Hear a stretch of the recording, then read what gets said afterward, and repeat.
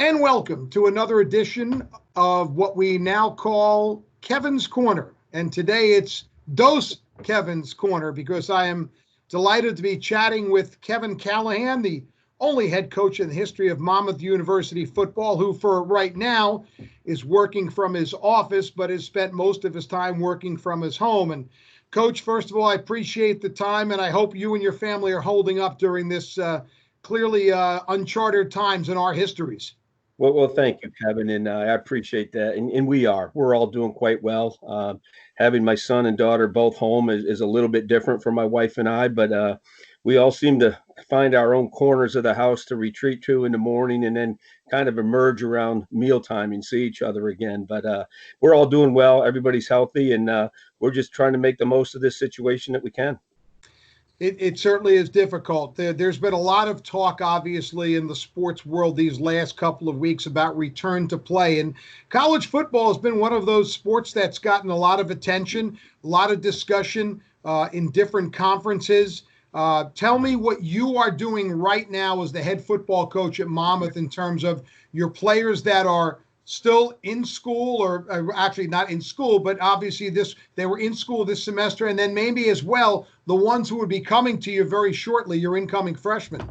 Well, it's funny, Kevin. I mean, it's not funny, but it's different. It's strange. I mean, when this all started back around March 9th is when we everybody left campus. Our number one priority was the health and safety of our players and their families. So we did our best to get everybody home and make sure that they safely arrived. And then our focus was really on keeping engaged with them. And we had probably on a daily basis, or at least 3 or 4 times a week, we would have team meetings using the available Zoom and all the technology that's out there for us. And I thought we did a really good job of staying engaged with our players, but also helping them transition to remote instruction and online learning. Some of them, it was the first time they've ever done anything like that. And I was really concerned that there would be an adjustment period, and I didn't know how we would fare. I was very, very pleasantly surprised when I got our grades in at the end of the semester that how well we did, and how the guys all made that transition to the remote learning successfully. In addition to that, we're trying to keep them up with their training protocols. Our strength and conditioning coach, Tim Ream, has been able to find an app that he can download workouts to them, and so that they're able to get their workouts in. Some have the availability of weights and things like that. Others don't. So they've all had to improvise, and I thought our guys have done a pretty good job with that. And now as we're starting to look forward to our return to campus and return to playing football and being together. The one thing I'll say is I know our players miss being around each other. And this is something that, it might sound strange, but I know they miss the grind. They miss the workouts. They miss the training, and they miss the brotherhood of being with their teammates. So they're all anxious to get back here as well. Obviously, like you said, you've stayed in touch. You've used all the different platforms and social media. And my guess is some of your assistant coaches are sharper at some of that stuff than you are. Much better than I am. Everyone I work with is better than I am. So I'm going to, but you've also had to trust these players, these student athletes, to sort of monitor themselves, because you can tell them what to do. It's that old, you can lead a horse to water, but you can't make him drink. You have to trust that they're doing things. And I'm wondering how much some of your leadership, in other words, your older players, have come into play on that. Well, I think they've been a valuable extension of the coaching staff, of our strength and conditioning staff. And what we did is we picked a player or players within each position group, and they were directly responsible for reaching out to their other guys in their position, at least on a weekly basis, just checking in with them. How's your workouts going? What do you have to work with? Do you have availability of weights? Or what are you doing? What'd you do today? And I think, the one thing I'll say about our team is there's a high level of accountability to themselves, but also to each other. And they don't want to let each other down. And one of the first things we did when we realized we were going to be apart and everybody went home is I talked to our kids about, let's not focus on the things we can't control. And none of us can control the circumstances that we're in right now, but we can control our response to them.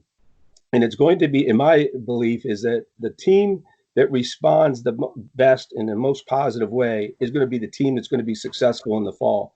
And this is going to end at some point. There's going to be an end to it. And when it does, I want to make sure that we're ready. And I sent out these wristbands to all of our kids, and it says, Monmouth football, we will be ready. And each one of them, I want them to look at that every single day, especially if they need a little bit more motivation for something, and say, hey, I'm going to be ready. I'm not going to let my teammates down. I'm going to do whatever I can to try to maintain my strength and conditioning levels. You know, I don't want to share anything very personal with some of these players, but what are some of the roadblocks they've come across during these last couple of months that you and your staff and your support staff have had to intervene with, besides just the virtual learning? It's been a different world for these kids, some of them who are accustomed to having that 24/7 guidance, and they haven't had that. So what are some of the things that have perplexed them, so to speak? Well, I think the first thing that came to mind is when we decided that we were going to close the campus was just getting them all transportation home. Some of them had to wait 2 or 3 days or a week to get rides home, and making sure that we were able to feed them and keep them, keep them buoyed up and say, hey, you're going to get there. Don't worry about it. But getting them transportation home. Checking in, some of them have relatives that have been stricken by the virus, and immediate family members, and that's been quite a shock for them. And I think that, just keeping their psyche up, keeping them positive about what's going on, just trying to encourage them in every way that we could. I mean, whether it was academically or their physical training, or just what's going on around them in their communities or within their households. All right, so you are coming off the best season in program history, 11-3 overall, 6-0 in the Big South, won the Big South Championship, won your first FCS playoff game, and have all these things on a high. So tell me, where would you normally be right now if things were normal? And what do you see as the next, let's say, 3 to 4 weeks for you and your program?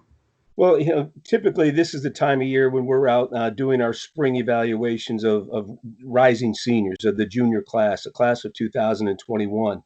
And while we have not been able to travel at all and will not be able to travel this spring, the recruiting is so much different than it's ever been in the past.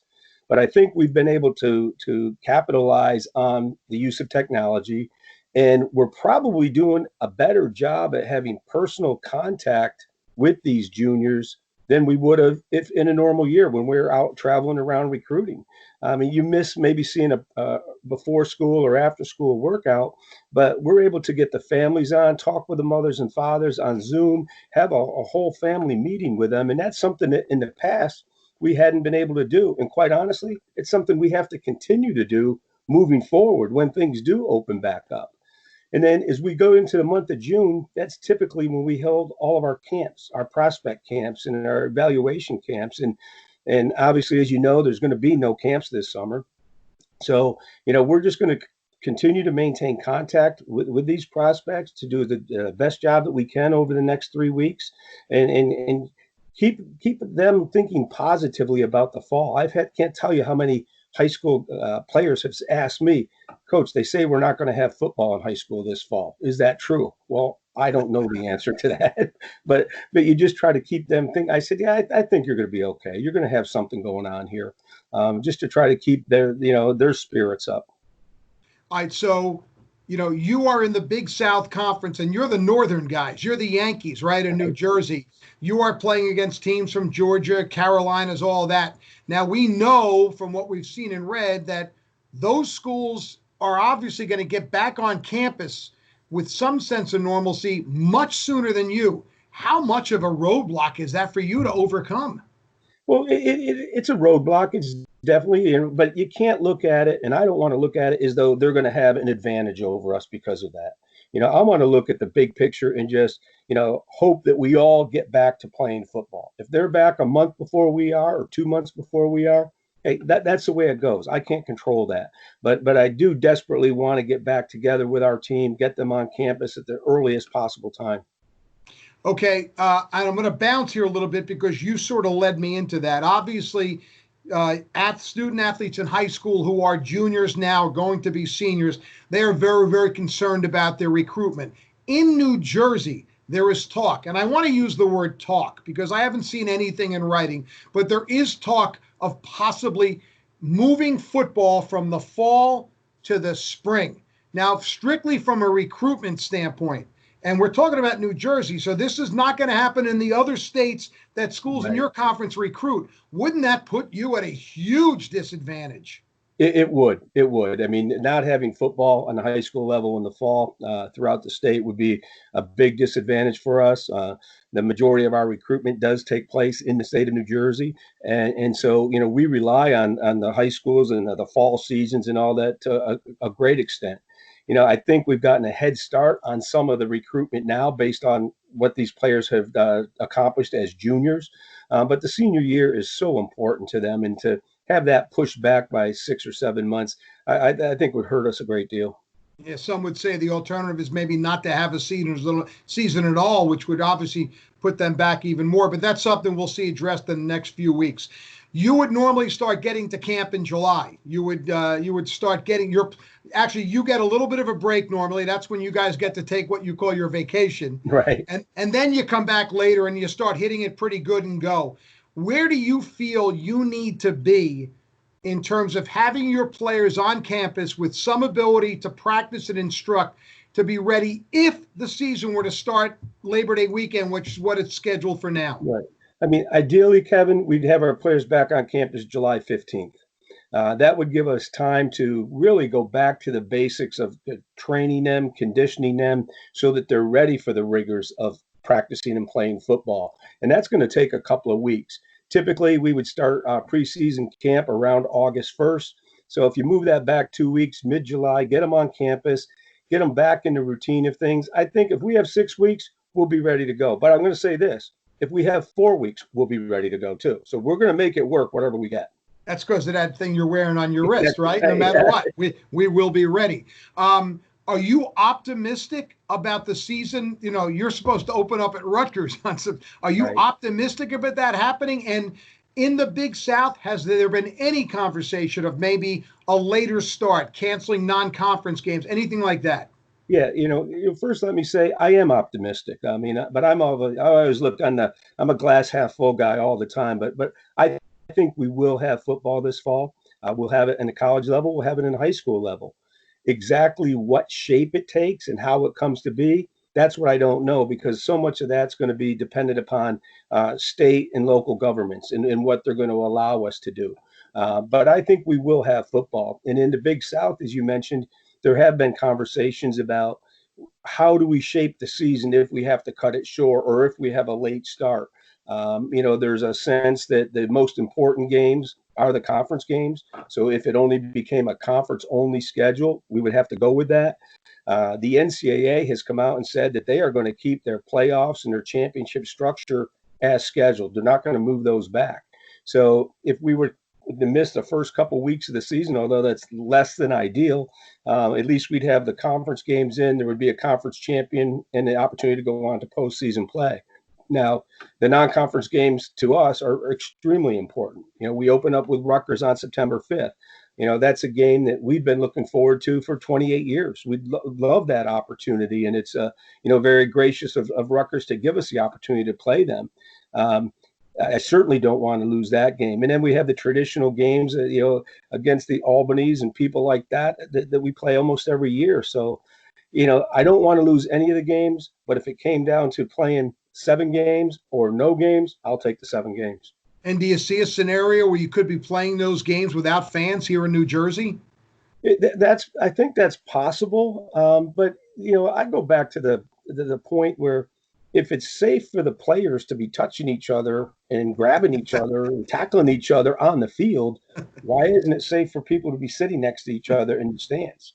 I think there might be maybe a reduction in the amount of fans that are allowed in so that they could space them out a little bit more. Instead of maybe having 35,000, maybe it's 15,000 that can come, or something along those lines. Let me ask you this. This, under any circumstance, would be a tremendous challenge, but you are also now faced with the prospect of replacing arguably the best quarterback, one of the certainly the most successful quarterback in your program history, in Kenji Bahar. Did everything you could possibly ask. So now you're going to bring in a new quarterback. You didn't have a spring. You don't have this. How much does that make it, I hate keep using that word challenge, but that's another challenge for you. It is. That's a major obstacle that we're going to have to overcome. We were really counting on spring practice to develop at least our next quarterback, and quite honestly, see who would emerge as that next quarterback. So we missed the spring. We're missing the summer when they would be on campus taking classes and could meet with coaches. We may have a reduced preseason period of time, and it's quite possible that our next quarterback, the first time he's going to see things live or full speed, is going to be the first game that we play. And that's not very reassuring, So we're doing the best we can, though. So it's just a matter of, you obviously are seeking guidelines from above. And I do want to ask you, you have a new president at Monmouth University, Yeah. and I'm a fan of him from following him on social media, because I think he seems to have been, I don't know him, but he seems to have been very proactive. I know he's a fan of the athletic program. Having a guy like that in that position during this has to be helpful. It's extremely helpful. And, I can't emphasize enough the outstanding leadership that President Leahy has brought to the institution. He's a very forward-thinking person. He's got a plan. He's going to make sure that, number one, we ensure the safety of all of our students, but also all the staff and faculty here at the school. And he's going to make sure that we're also in line with what we're doing, is in line with what the state is recommending. I know he serves on a return to campus task force in the state of New Jersey. He's one of several college presidents throughout the state that are meeting with the governor and other politicians just to see when and how schools will resume in-person classes. Well, clearly, the medical aspects of this are always paramount. It's the most important thing. But certainly, I don't think it's selfish of you or I to hope that football is back in some capacity this fall. I think, as you said, it's important to so many things, not just the football program, but we as fans also need it. Listen, I've read more books in the last couple of months than I would normally read. I've been binge watching TV shows. And as you and I said before we started, it's kind of getting old. Yeah, it does, Kevin. And I think what we're seeing is that sports and football in particular means a lot more to everybody than just those that play or coach it or that are immediately involved in it. It means a lot to our society to have football out there, because I think whether you're a fan, whether you're a supporter, an alum, you need those weekends games in the fall to kind of energize you and to keep you going. And we all need that right now. The country needs that right now. Yeah, I always said summer is my favorite time of year. The one consolation about summer ending is football begins. Right. We're going to need that back. Coach, show me that bracelet one more time, because at Monmouth University, I guess there's no excuses. Whatever we got, we will be ready. Coach Cal, as always, I appreciate your time. Most importantly, I hope you and your family, your coaching staff, and all your players stay healthy. And I hope we get to real talk, real football sometime soon. Great, Kevin. Thank you. Appreciate it.